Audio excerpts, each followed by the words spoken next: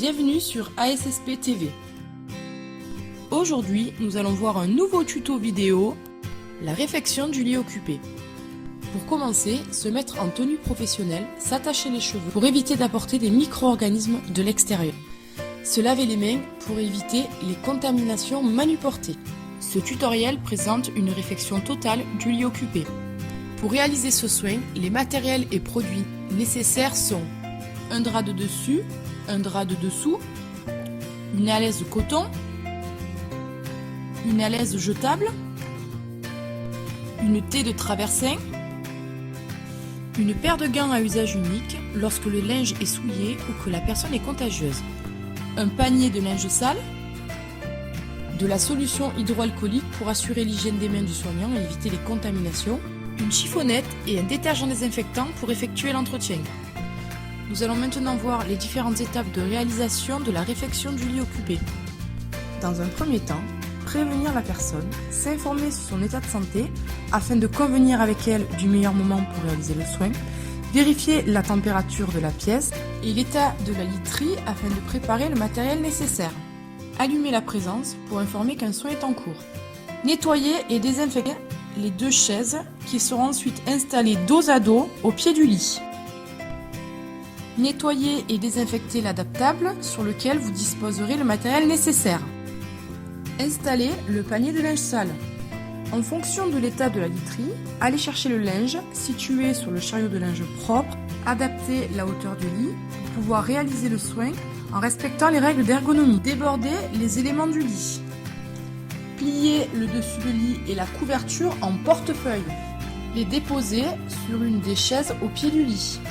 Ôter la thé de traversin et la déposer dans le panier de linge sale. Poser le traversin sur les chaises au pied du lit.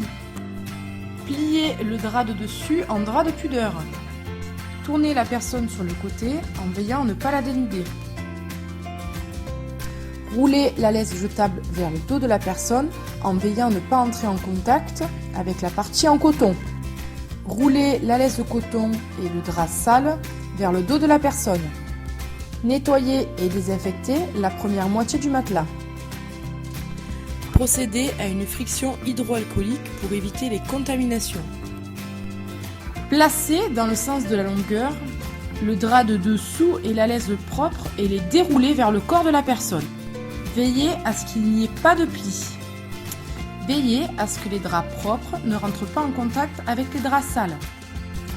Positionnez la laisse jetable au milieu du lit.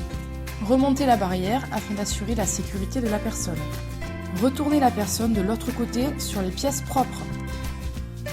Enroulez les pièces sales et les mettre dans le panier de linge sale. Nettoyez et désinfectez la deuxième moitié du matelas. Procédez à une friction hydroalcoolique pour éviter les contaminations.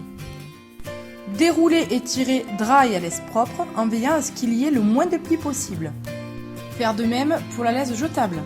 Réinstaller la personne sur le dos. Bordez le lit en réalisant des coins au carré. Veillez à bien tirer les draps pour éviter les plis. Pour changer le drap de pudeur, enroulez le drap de dessus sale et déroulez parallèlement le drap de dessus propre. Mettre le drap de dessus sale dans le panier de linge sale.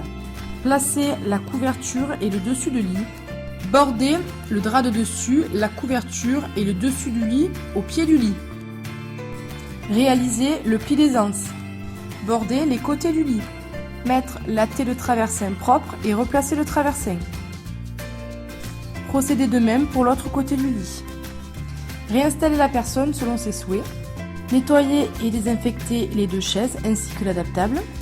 Réorganiser la chambre selon les souhaits de la personne. Évacuer le panier de linge sale. En sortant de la chambre, ne pas oublier d'éteindre la présence. Une fois le soin terminé, procédez à une friction hydroalcoolique afin d'éviter les contaminations.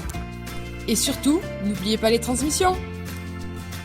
La réfection du lit est un soin quotidien. Elle permet d'assurer l'hygiène, le confort, la sécurité de la personne, favoriser un repos de qualité et prévenir les risques d'alitement prolongé.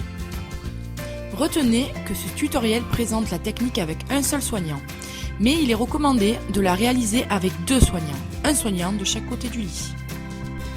Et voilà, c'est terminé. J'espère que ce tuto vous permettra de mieux appréhender les différentes techniques du secteur médico-social. À bientôt pour un nouveau tuto.